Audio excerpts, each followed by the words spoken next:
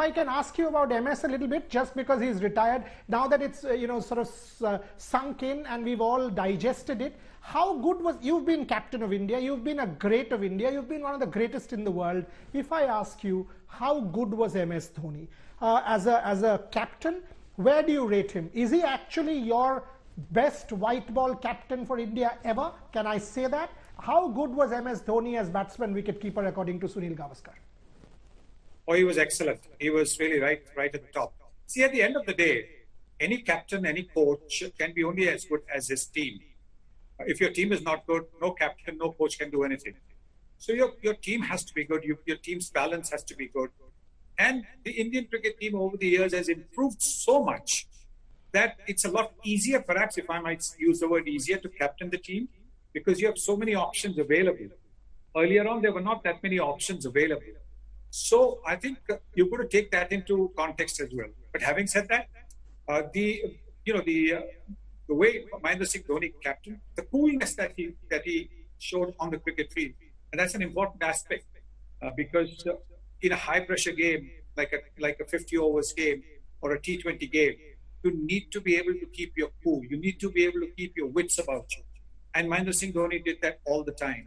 And Sunny bhai, something that Kapil Paji started with Chandigarh in '83 was coincidentally carried on by MS Dhoni from Ranchi in 2011.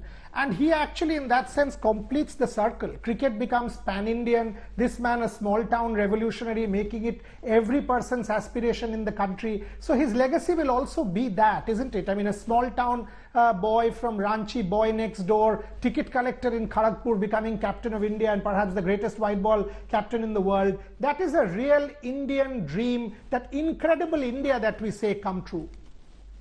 Oh, absolutely. Because look, every aspiring cricketer, be it a boy or a girl, will look at that story, will look at how he grew up, the difficulties that he had to face, and then what he became eventually.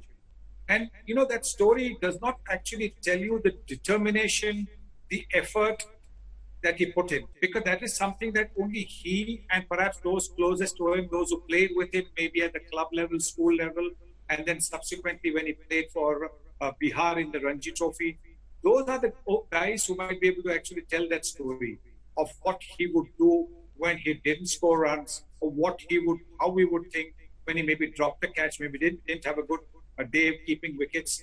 That is the story that needs to be told. We've already seen it on the screens with that MS Dhoni, The Untold Story, and that's also a terrific film.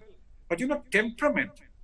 It's the temperament aspect that has always been, in my way, the one that separates the men from the boys. Sunny bhai, you mentioned that a captain is as good as his team, which is absolutely true. Do you actually think that Virat Kohli has the team to go on and win the World Test Championship? A huge series coming up for India in Australia. We lost against New Zealand, but how do you rate Virat as a captain now? Has he matured over time, and does he have the team according to you? You said this Indian team is so good, which it is. We have the bowling firepower, we have the batting firepower. How do you rate this current Indian team? And can you, I know still 3-4 months off, but Sunil Gavaskar, can you help me situate this? Do you think we have a chance against a full Australian side, which now has Steve Smith and David Warner back? Definitely, without a question. Because India has got such a varied bowling attack today, and that is so essential.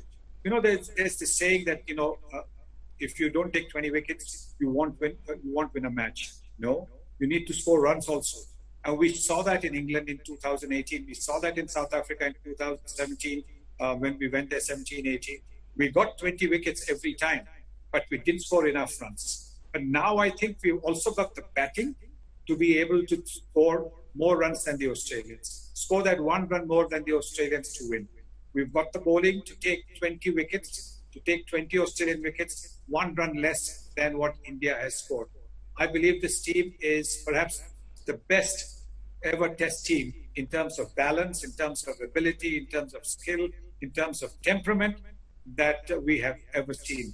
I can't think of a better Indian team than this one. I think the 1986 Indian team that went to England was similarly very good in terms of the balance. Terrific new ball attack we had. We had terrific spinners. We had a good batting lineup, and this Indian team has got exactly that. Therefore, I have really no doubts that they will go on to beat Australia. All that they need, like everything else, is a good start.